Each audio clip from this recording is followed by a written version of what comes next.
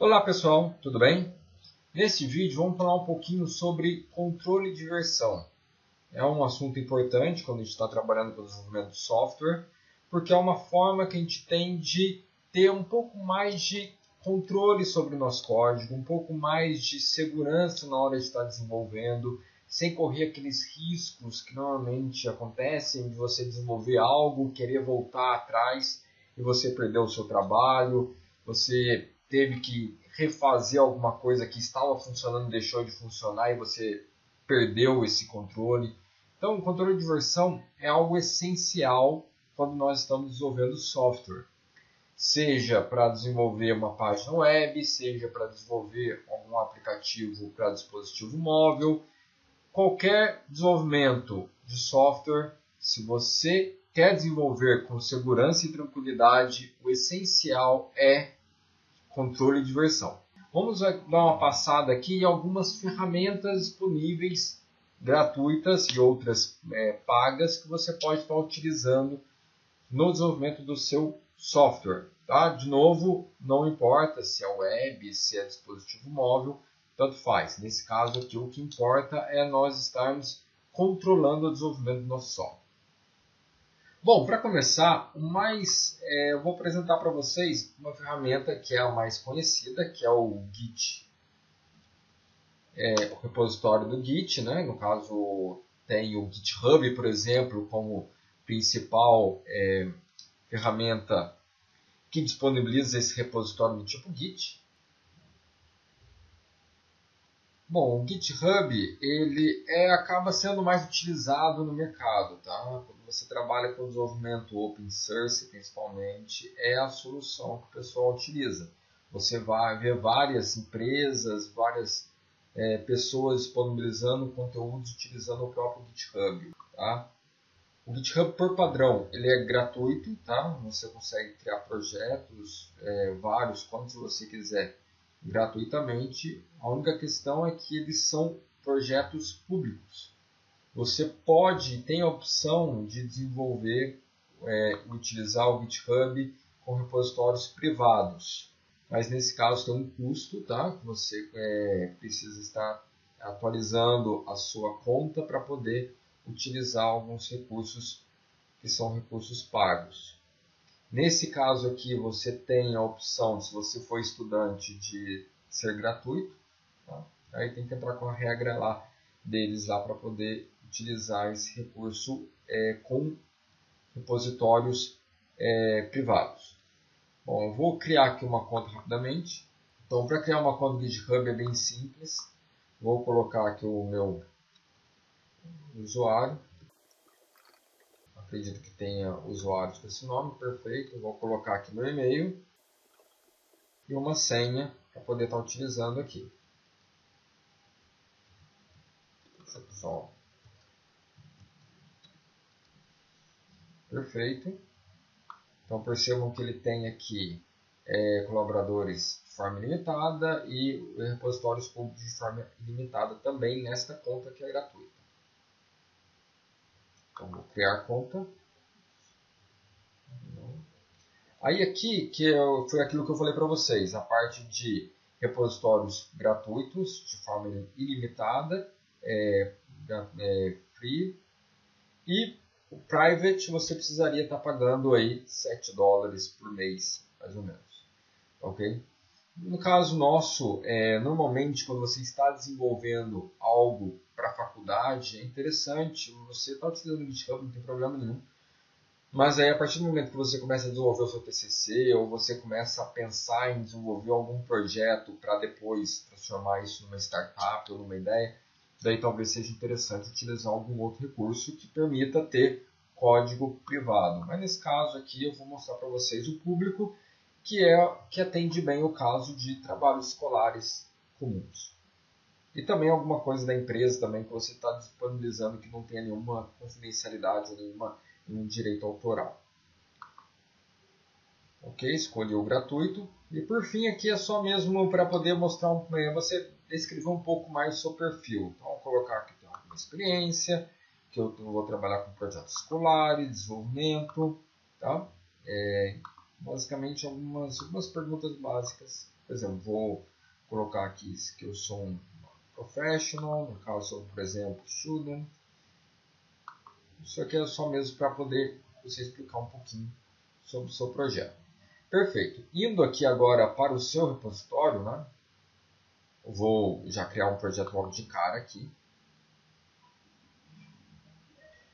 Ele pede só para validar aqui, antes de eu começar realmente a criar um projeto, eu preciso validar o meu e-mail, para garantir que esse é um e-mail válido. Então é só mesmo entrar no meu e-mail agora para validar. Bom, está aqui então, recebeu o e-mail. Tá? E daí ele só pede para você verificar a sua conta. Então eu clico aqui nesse link que vai verificar o meu endereço de e-mail. Pronto, agora sim. Está validado. Agora eu posso de novo clicar no Start a Project. Aí agora eu posso criar o meu projeto. Então esse aqui é o owner, né, que é a minha conta. E aqui eu posso colocar um nome de projeto qualquer. Vou colocar aqui, por exemplo, meu projeto Java. Pode colocar uma descrição. E aqui você indica se é público ou privado, mas nesse caso do privado tem questões que você não consegue ter um privado por causa da sua conta, que você teria que estar fazendo um upgrade. Né? Vou manter público aqui. Aqui eu tenho a opção do gitignore. Gitignore é importante porque ele coloca alguns arquivos que devem ser ignorados na hora de você fazer um controle de versão. De adicionar um arquivo, atualizar um arquivo. Que arquivos do seu projeto podem ser ignorados? Por exemplo, se eu estou trabalhando no projeto Eclipse, não faz sentido eu subir alguns arquivos de configuração, ou pelo menos, por exemplo, projetos Java, não faz sentido eu subir os arquivos .class, que são arquivos compilados. Não faz sentido eu ter arquivos compilados no repositório. O repositório é para guardar arquivos fonte. Então, por exemplo, o .class ele é gerado a partir de um ponto Java, então não faz sentido eu guardar no repositório um .class. Então, por exemplo, eu vou dizer aqui que esse meu projeto é um projeto do tipo Java, que daí ele já vai incluir o gitignore específico do Java. E aqui eu posso colocar uma licença também, né, para indicar que tipo de licença que esse meu repositório tem. Percebam que todas as licenças que estão aqui são licenças que dão direito de uso do seu código. Tá? Então, você, necessariamente, quando está utilizando o GitHub gratuito, você não tem a opção de ter uma licença que seja restritiva, no sentido de alguém não poder utilizar o seu projeto e tudo mais. Então, por exemplo, eu vou usar o Apache License 2.0, que é uma licença muito comum. Eu vou colocar aqui uma descrição. Projeto, exemplo, Java.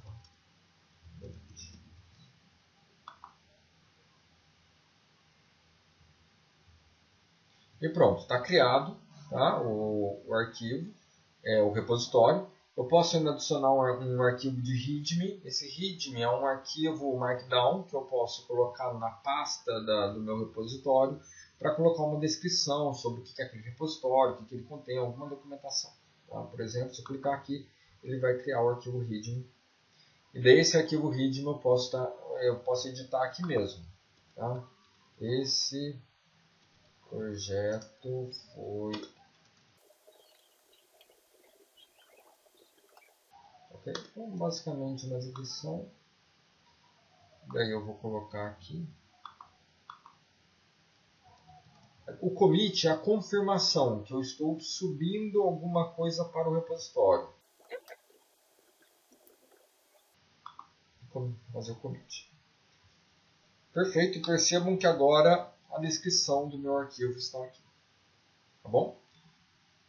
Bom, esse aqui é o projeto do Git. E ele tem uma coisa interessante aqui, que é realmente esse botão destacado aqui, que é a questão do clone ou também do download do zipado. Então você pode tanto clonar esse repositório remoto, como fazer o download do arquivo zipado. O que quer dizer esse clonar? O clonar quer dizer o seguinte: você pega um repositório remoto, nesse caso aqui dentro lá do GitHub, e faz uma cópia, um clone, uma cópia deste repositório localmente. E daí você trabalha em cima desta cópia. faz todas as alterações que você precisa aqui, terminou de fazer as suas alterações, está funcionando, o que você faz? Você faz o commit, confirma essas alterações, fala assim, olha, eu confirmo que as alterações estão ok, aí você confirmou.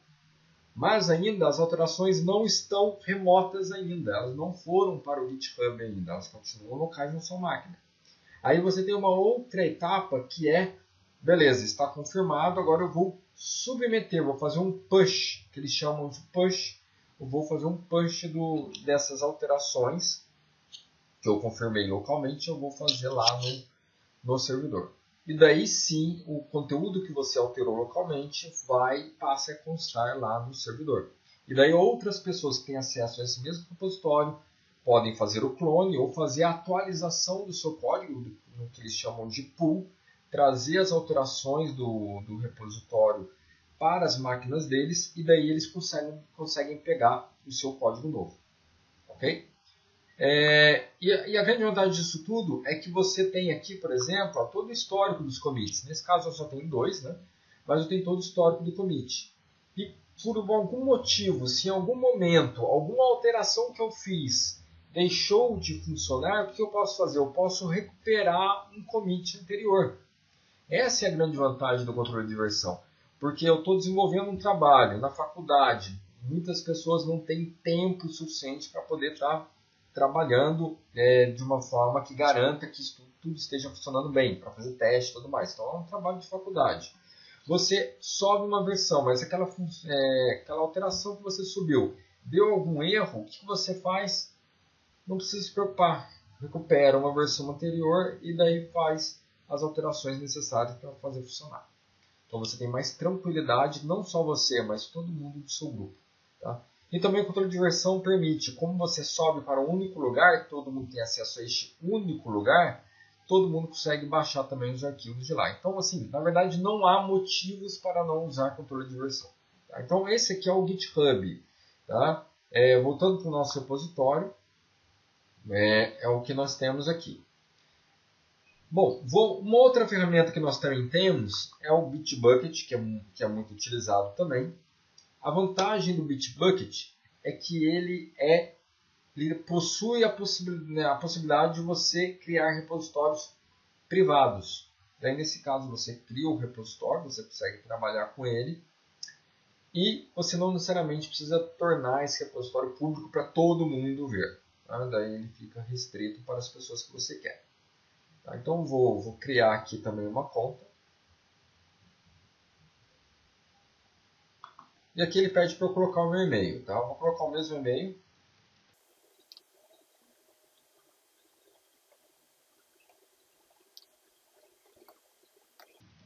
Vou colocar o meu nome, a minha senha.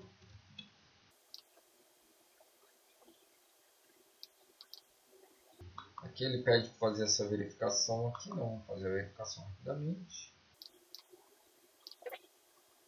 E ele daí, da mesma forma, ele pede para eu confirmar o meu e-mail. Vamos lá então confirmar o e-mail. Está aqui. Então esse aqui é o e-mail agora da Claydian, que é o que disponibiliza o Bitbucket. Ele pede para verificar, só clicar aqui ele já verifica para a gente e já nos retorna para a página lá, para a gente continuar desenvolvendo o nosso trabalho. Tá aí, agora só ele pede para criar um... Eu vou criar aqui então... Vou criar o mesmo lá que eu tenho no Bitbucket. Beleza, continue. Está aqui, então ele abre aqui agora a área do meu projeto, dos meus projetos do Bitbucket. Tá? Então eu posso criar um novo projeto, criar um novo repositório. Tá? Então eu posso criar um time de desenvolvimento, por exemplo, um time da minha equipe lá da faculdade. E a grande vantagem é que esses repositórios, eles não necessariamente são repositórios públicos. Então, eu vou criar aqui um repositório.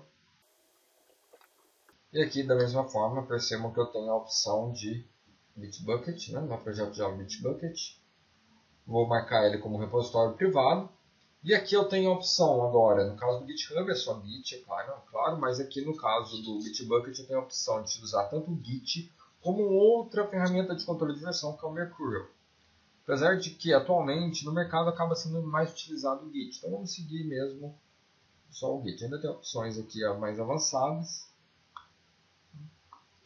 de linguagem, de criar um wiki ou não, que é aquela mesma ideia de criar usando Markdown. E vamos criar um repositório. Perfeito, está aqui. Da mesma forma, eu tenho a opção também de criar um README, criar o arquivo de ignore, que seria para poder ignorar alguns arquivos padrão. E aqui em cima eu também tenho a URL para fazer o clone, da mesma forma que eu tenho no GitHub, para poder trazer o meu repositório localmente. Antes de irmos para essa etapa de trazer o repositório localmente, que daí é igual para qualquer um deles, GitHub, Bitbucket é igual, o clone, depois a parte de enviar os arquivos, eu vou mostrando para vocês algumas outras opções de locais onde você pode criar os seus repositórios de controle de versão. Tá? Outro deles também é muito utilizado, é o que eles chamam de GitLab. Vamos procurar aqui. Então é uma outra opção que nós temos. Também permite criar repositórios privados, nesse caso. Vou registrar aqui. Eu posso até fazer sign-in usando o próprio GitHub. Então eu vou usar o próprio GitHub que eu já tinha criado anteriormente, que é o do, ou tá até do Bitbucket também, que é da minha conta lá que eu criei lá usando meu e-mail da faculdade. Como eu já estou logado, ele já identifica isso e daí ele já dá essa parte de autorização. Então eu vou autorizar. E a partir daí eu posso também utilizar o GitLab para poder criar repositórios. A grande vantagem no caso do GitLab é a possibilidade de eu criar projetos privados aqui também. E da mesma forma que eu posso ou importar de algum lugar, por exemplo, posso importar uma coisa do GitHub ou do Bitbucket. Tá? Daí eu vou colocar aqui o projeto Java. Colocar uma descrição e eu posso dizer que ele é privado ou ele é interno. Tá? Então, aqui no caso do privado, ele somente usuários que você der permissão vão poder acessar. O interno, qualquer usuário logado no GitLab poderia ter acesso. O público, mesmo pessoas não logadas, conseguiriam acessar. Vou criar um projeto aqui. Perfeito. E da mesma forma que acontece, nós temos a opção do clone também, que você copia aqui a URL para poder trazer para sua máquina local. Então, todos eles funcionando da mesma maneira. Tudo bem?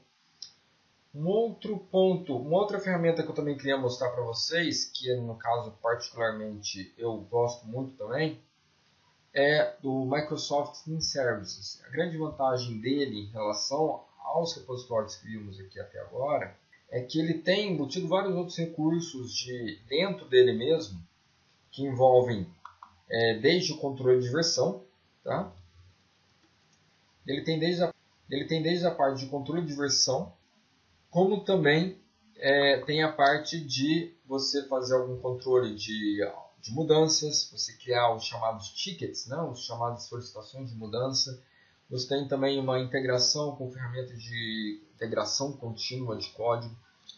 Então são vários recursos possíveis que você pode utilizar. Okay? Então a grande vantagem dele então, aqui, repositórios limitados de código privado gratuito, acompanha bugs, itens de trabalho e comentários, ferramentas de planejamento ágeis, compilações de integração contínua, desenvolve em qualquer linguagem, não é específico, apesar de ser Visual Studio, tem services, você pode trabalhar qualquer linguagem de programação, usar o Visual Studio, o Eclipse e outras ferramentas próprias, o NetBeans, o que for, contanto que tenha a parte de integração com o repositório, controle de versão, e é grátis para até 5 usuários, você pode formar um time de 5 usuários e daí criar quantos projetos você quiser. Tá? Então vamos começar com ele aqui. Você vai ter que criar uma conta da Microsoft, no meu caso aqui eu já tenho, tá? Mas você vai criar uma conta Microsoft, isso é simples. Então eu vou colocar aqui no meu projeto, professor, usar o mesmo padrão, .Visual Studio. Aqui de novo tem a opção de controle de versão, mas no caso aqui é o Git ou usando Team Foundation. Vamos usar o Git também. E pronto. E aqui é o e-mail que está cadastrado, onde ele vai entrar em contato. Bom, ele está abrindo agora aqui a página do meu primeiro projeto.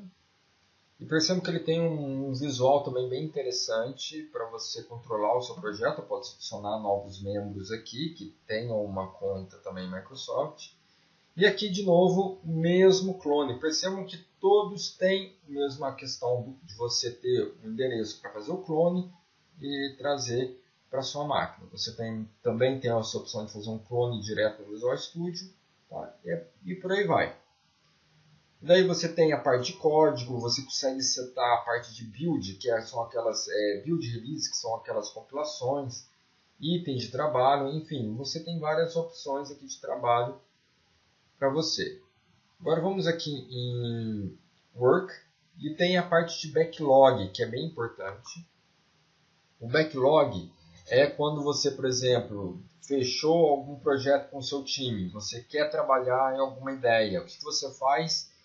Vocês discutem, fazem uma análise do que vocês podem fazer, levando os requisitos, pensam o que vocês vão trabalhar, e daí vocês documentam esse trabalho todo através dos chamados itens de backlog. Você vai criando os itens de backlog aqui. Por exemplo, vou colocar aqui tela de login. Vou colocar aqui também criação do banco de dados. Vou colocar o layout Bootstrap. Enfim, eu vou colocando várias aqui. E daí, aí no caso, aqui são todos os backlogs, tudo que eu planejo fazer no meu projeto de forma geral. E daí eu tenho as chamadas iterações, né, que no caso aqui ele parece muito com a questão do Scrum mesmo, são as iterações chamadas sprints. Daí aqui, na iteração 1, eu tenho a possibilidade de definir, aqui no caso, né, para os itens que eu defini aqui, eu associo eles a uma sprint, então, por exemplo, eu posso mover aqui para a iteração 1, que é o corrente, quer dizer, na iteração eu vou fazer a tela de login, e aqui, deixa eu só mudar aqui, e esse aqui, por exemplo, eu vou mover também para iteração 1. Tá? E daí quando eu vier aqui na iteração 1, você vai observar os dois aqui, tá? Daí a gente pode dar um duplo clique aqui, deixa eu mudar aqui porque eu escrevi layout errado, né? Beleza, save and close. Aí eu posso, por exemplo, vir aqui e mover ele para uma determinada pessoa, no caso, por exemplo, vou colocar para mim, aí se você colocar outras pessoas dentro do projeto, você pode jogar para eles também, tá? Então tem essas várias outros recursos adicionais que são interessantes também. Daí você tem a opção também do board, que é uma visão legal que você consegue, por exemplo, eu vou dizer, por exemplo, vou colocar aqui ele está ativo, aqui ele está closed, quer dizer que ele está finalizado. E daí o layout do Bootstrap, como ele está finalizado, percebam que ele está reduzido. Então aqui eu consigo ter controle da história.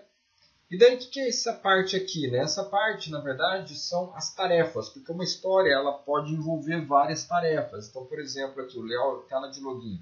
Eu vou criar um novo item, que é uma task, daí eu vou falar aqui que essa task é criar a página de login. Aí eu vou colocar aqui, criar, tratar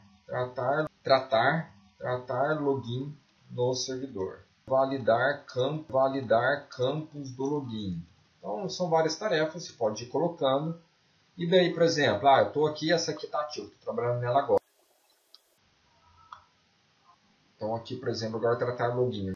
Então, daí você vai fazendo esse tipo de trabalho aqui, que é realmente bem interessante. A partir do momento que você tem uma sprint, uma história, no caso que você resolveu, você fecha aqui, daí tudo resolvido.